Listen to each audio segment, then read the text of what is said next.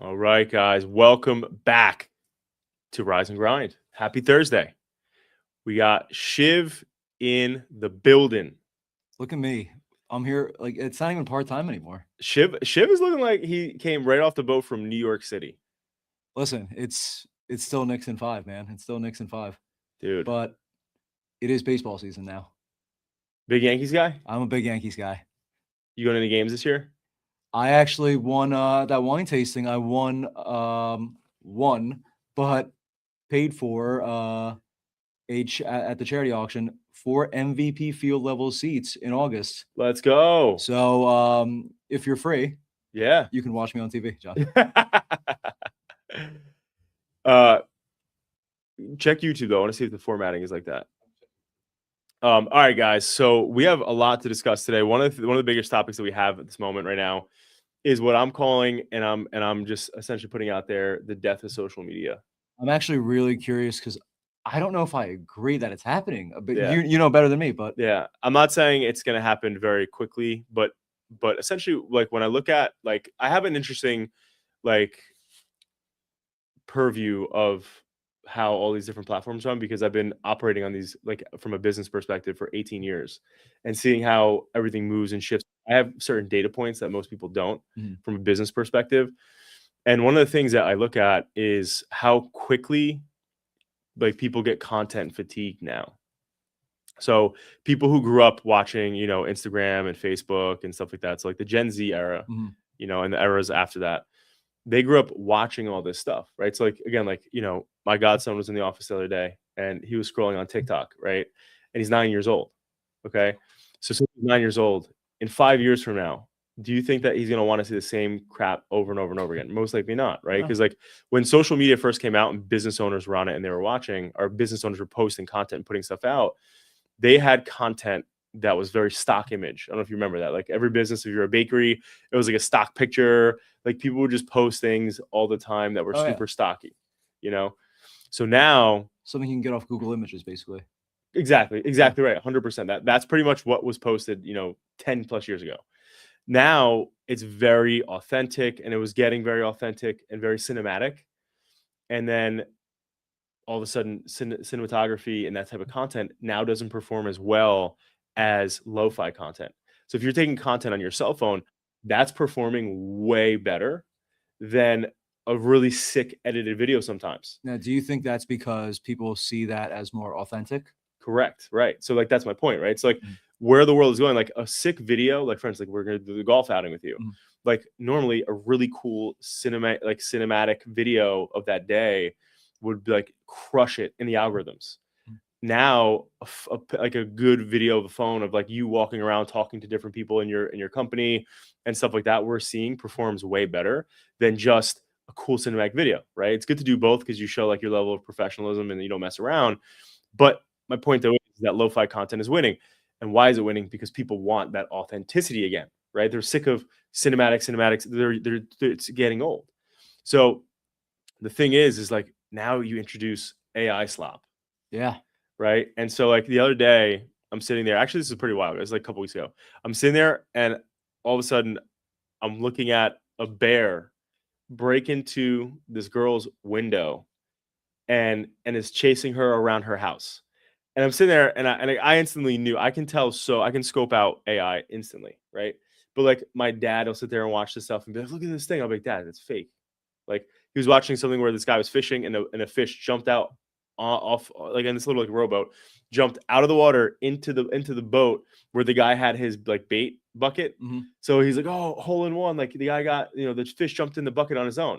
He's like, and my dad's like, how crazy is this? I'm like, Dad, it's fake. You just ruined your dad's day. Yeah.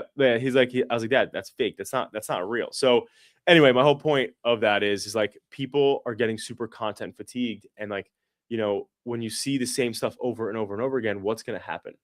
Right? Like when people don't, when we can't trust, we live in a world now where people are very educated. Yeah. So when they are looking at stuff that they can't trust, like we talk about like these past few elections with fake news and getting fake information or whatever.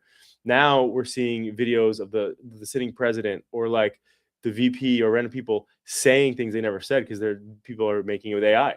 Actually, it's funny you talk about that. You know that UFC event that happened last week, Right. and there was a controversial comment made by one of the fighters. Mhm. And I saw on TikTok, actually, it was a AI video of Dana White saying how he didn't, and I'm like, Dana White didn't say this. I'm like, and then like, what you hear the first 2-3 sentences, you're like, oh, and then that fourth one, you're like, wait, You could tell. yeah, you're like, it is noticeable, but like you said, not to you and I, not to someone in the generation above. Right.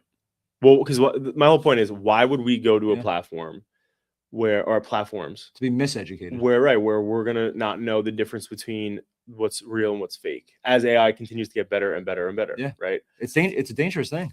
Yeah. It realistically is. Yeah, because you don't know, like it's very good at mocking voices, and obviously it's getting better at the visual action of it, like to see like, hey, it looks like this guy is really saying that, or like that. Did he actually say that? I don't know.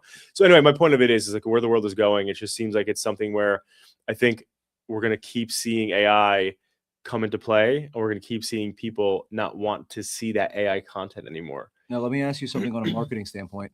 You talked about AI slop. Mhm. I see the same AI flyer for 19 different businesses all the Oh, time. it's crazy. All Right. the time. It's the same format, same everything. Yep. How do you see that hurting businesses when they do that now? Oh, absolutely. Because this is the thing, just the same way, like, again, going back to like when people first started posting, on businesses, 10 plus years ago on Facebook and, on Instagram and on every other platform like LinkedIn, people at that time, they would essentially just post random flyers, or they'd have a flyer created and post it. And they used to do okay because it was like awareness. People would see it and be like, all right, it's interesting.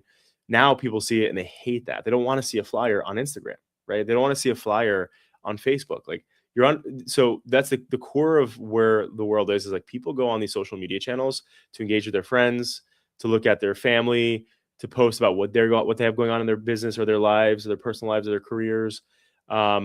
And obviously some people like to brag, right? But ultimately now what it's become is like this, just like anybody with a pulse can go make a Facebook ad and put up slop. Yeah. And so you're seeing slop in your feed every day, and that's contributing to people being like fatigued of the same content and not wanting to see it.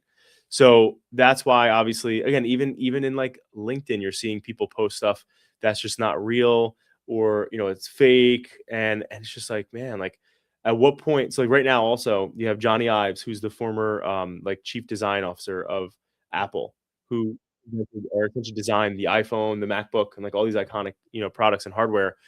And he left a couple of years ago, and he got acquired. He started a company that got acquired by OpenAI. Wow. And Sam Altman and Johnny Ives are now creating the first, like they're saying, the rival to the iPhone. And again, this is the guy who designed the iPhone. Jeez. So you can imagine like things are going to be real shaken up there. But the whole point, though, is at the end of the day, we are going to see that, what the only tidbit they gave us so far, because they made a commercial a couple months ago, is it's going to be a completely screenless experience.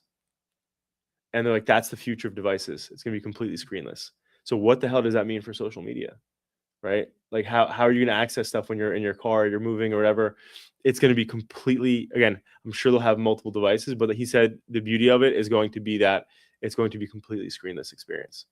And so when you think about the future, right? Like, how do we grow up? Like, we'd be at school, right? When we were in like elementary school and middle school, and we'd go home. The only way we can go on AIM or like go on the internet is at our home computer. Yeah. Right. Or on our desk Yeah. wherever we are. Like back, if you worked back in the day, you have to be at your office or something. And I think with the way the world is moving is like people want that again. People don't want to be out and fully accessible all the time. Right. I saw this video forever ago of the guy from American Idol, Simon Cowell, and he, I think now he's on America's Got Talent, but he doesn't have a cell phone. He only has a car phone and a house phone, and he cannot be accessed. And essentially his whole like reasoning for saying that is he's like, I don't want people to know where I am, and I also don't want to be reached all the time. Like, I like my time is my time. And again, before that era back then, all felt that way, right? Like now we're so easily accessed any point in time. I feel like we knock Gen Z a lot, but I will say this: they are a more wholesome generation, and they do, they are trying to separate from the screen, and they do hang out with their friends more. They do, I think we talked about this a few months ago. They're not out of bars, but they're all hanging out at home. They're all. You're Gen Z, aren't you? I'm not. Yeah, you I'm are. not. You're No. Janine's age. Huh? Who's? Janine's. Janine's a Gen Z. So There's no way a millennial. No, a Gen Z starts at 97. Can we look that up, somebody? Yeah. When It's, does uh, can you look that 90 up? Yeah, 94. I'm Let's confirm 94. this. You're 94? 94. Yeah. Wait, what the hell? Yeah. No.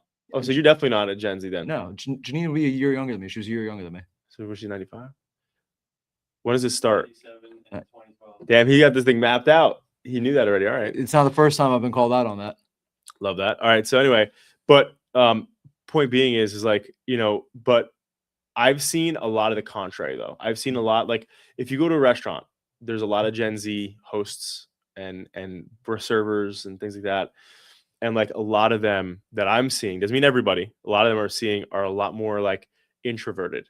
Mhm. And, and it's like, you feel like you're bothering them versus like the typical, like, how are you? Like, how are you doing today? Like, are you celebrating anything? Like, I don't really feel that in that Gen Z. And also a lot of them are dating and like online way more than they're doing stuff in person. Like my brother Tyler, who's 22 or 23, like his senior year of high school was completely remote because of COVID. So he didn't have like your typical prom and whatever else. Like, I forget what else he didn't have.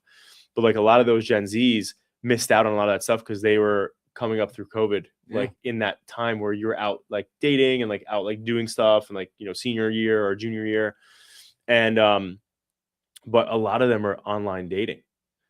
So like I always hear him say like, oh, my friends don't want to go out, like, so I want to go out but my friends don't always want to go out, or like, hey, did you meet any girls, like how'd it go and stuff, and oh no, just hang out with my friends. And it's like when I was younger going to bars with my friends, like it was like that's the only way you could meet somebody else. Like that's the only way, unless it was your friend who had the 100-mile dating parameters. Yeah, exactly. So it's like at the end of the day, it's like, but that also came at the like I met Jacqueline before like all the dating apps came out. So I never ever experienced dating apps before. That'd be true because you're about what, you're 3 years older than me. Yeah, you're what, 91. Yeah. So yeah, I think it like just came out. Tinder came out when I was a junior in college. Oh wow. So 2014, 2015. Right. And it was and I'm like, so yeah, like by then, you would have been what, 25, just about 24, 25. I was engaged when I was 22 or 23. Really? Oh, I didn't know that. We bought our first house when we were 22. Oh wow. Yeah. But that was the whole thing. So like I got married and stuff young, right? Yeah. And ultimately it's like I wasn't a part of that era that's like on dating apps. I say this to anyone who got married before dating apps. It was like getting the last plane out of Vietnam. Literally. My brothers always bust my chops about that. They're like, it's so different. It's so different from when you're younger. I'm like, dude, just go to a bar, go say hi to people, and go. You'll be the one different person. Go make new friends. You'll be the one different person. Like someone will be impressed at that. Right. But what I will say though is I never obviously experienced dating apps, but like the one thing I will say is like I've never been shy, shocker, like to go talk to people.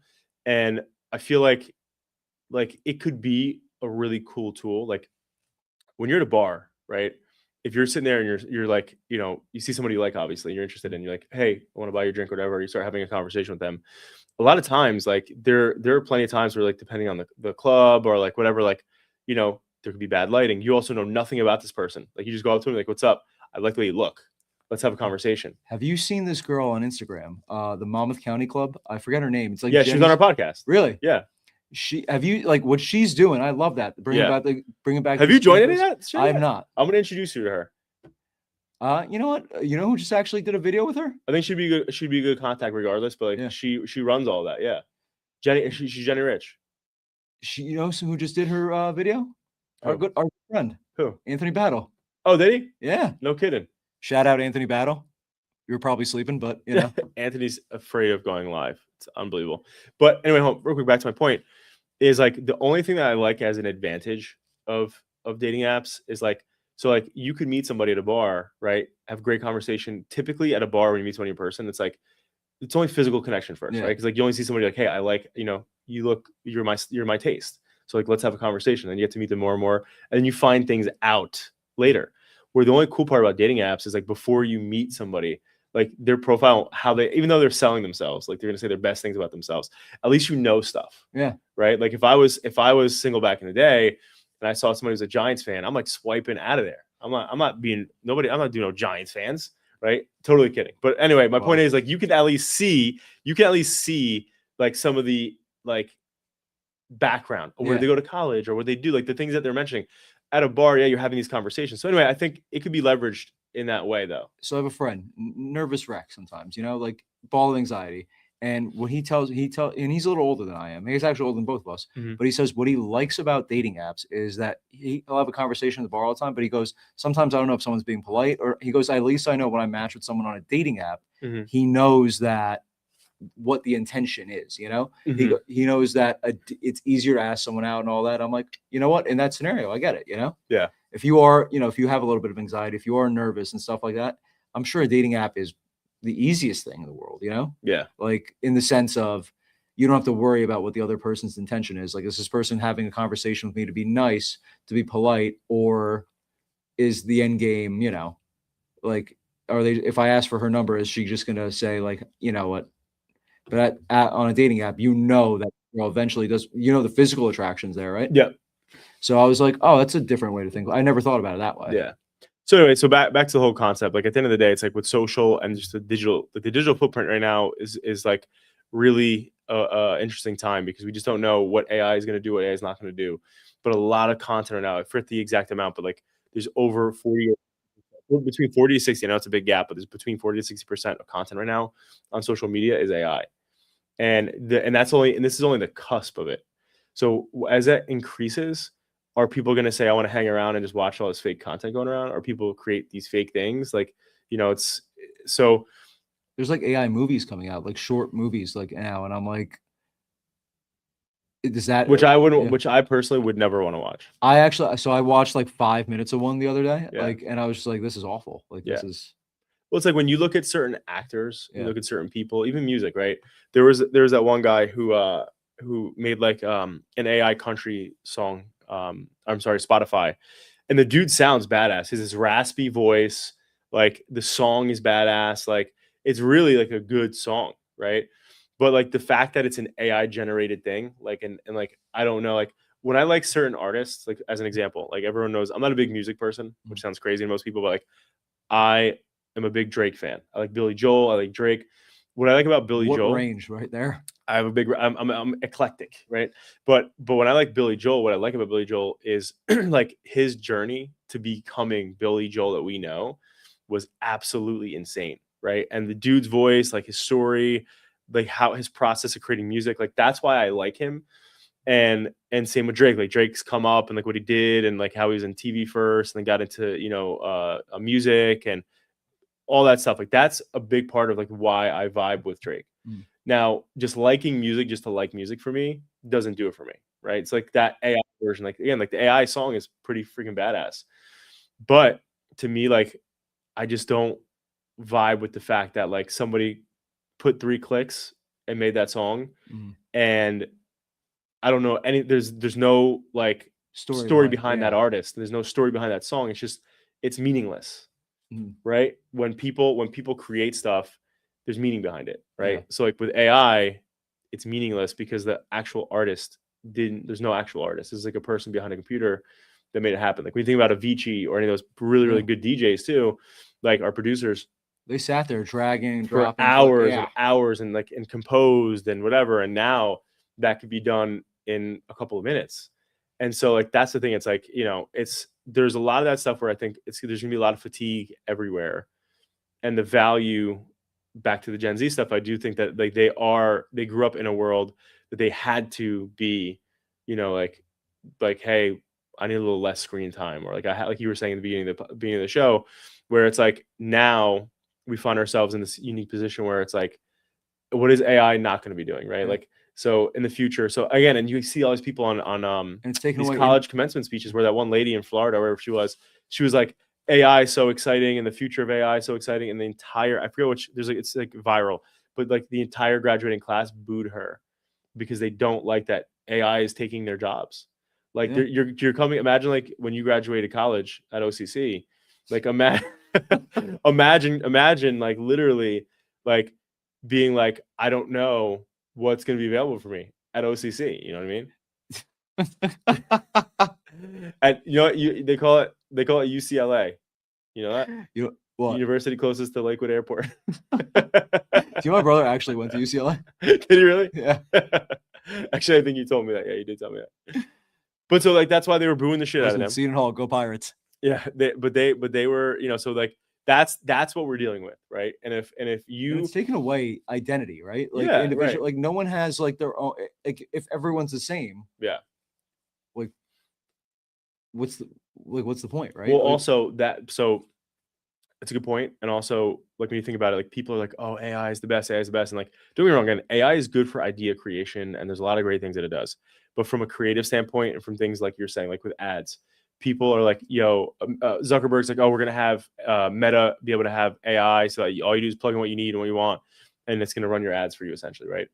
And we've tested this, and we've had clients that have been like, "Hey, we're gonna test this too, and just make sure like that." Like, and again, like that for a marketing company, like that's like okay, so like our heads on the chopping block potentially.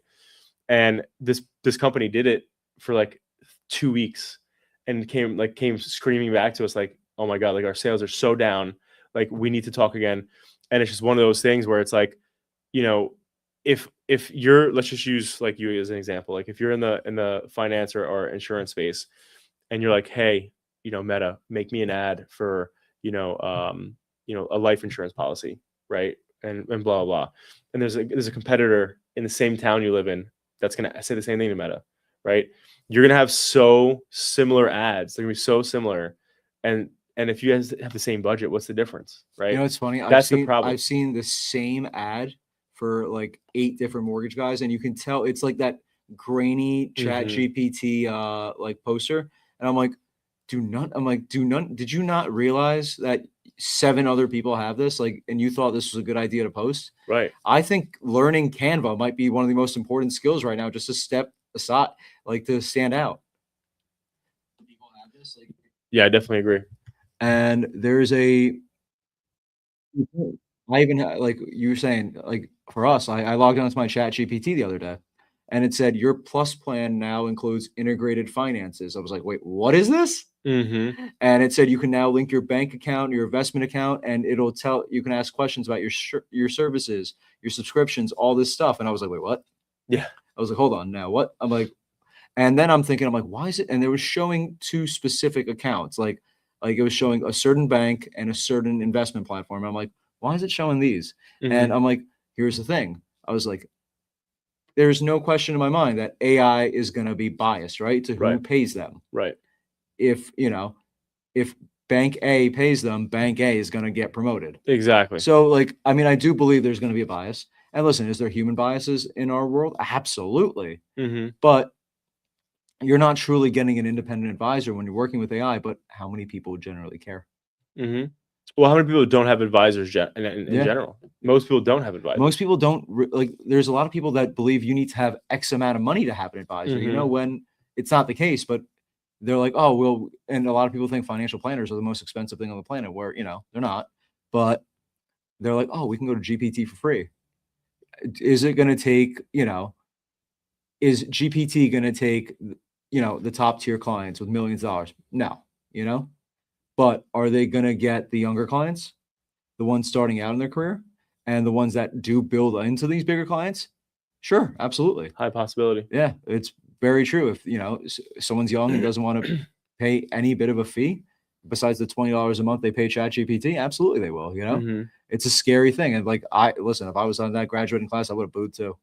Right. So it's just uncertainty, right? So I Yeah. think that's why with social, it's like just again, my prediction is everyone's gonna get so fatigued from it that they're gonna start like stop going on it as frequently, and then it's gonna become less and less of a thing to do until this gets turned around, right? Like until like AI stuff is not allowed, right? And like the contradiction and the tough part as a business owner navigating through this landscape of AI right now is that like we're penalized for leveraging AI, right? Mm. So, like, as an example, like uh, Google, right? So, like, if you leverage Gemini and say, "Hey, Gemini," which is a Google product, "Hey, create me a blog that's going to be about building websites," right? And I'm going to leverage it as a blog on my website. If I have my whole SEO strategy built by Gemini, it'll actually hurt me because Google knows, and Google doesn't want just AI slop and Mm. AI only. It's not intentional. It's not real.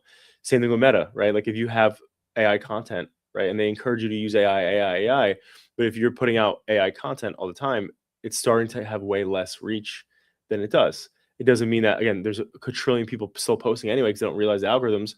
But like, you're not going to perform it as well unless it's, like I said, a cell phone video that's an authentic, real video. Like, those are doing the best right now. So That's like, actually nuts that Google will penalize you for using Google. well, Gemini, right? Yeah, right. which is Because they don't want you. They want it to be authentic, real stuff. So they see it's a copy and paste job, you're in trouble. And touching on what you said before, like you said, AI is great for ideas, and I think you're absolutely right. Everyone's implementation should be different. It should be in their own way, you know? Right. That's how you make it personal. Yeah. Yeah, exactly. So, you know, it's gonna be curious to see. I mean, like, we'll be talking about it every week, but yeah, it's gonna be curious to see where this goes. And it feels like every week there's some sort of advancement in AI. Yes. So just a heads up, my iPad died. So you guys will have to click the end button, and it happens twice in the top right. Yeah. So, all right, guys, thank you so much for tuning in here. Shiv, thanks for being here, my man. Always. We'll see you guys back on Monday. Happy Thursday, and I hope you guys crush the rest of your week.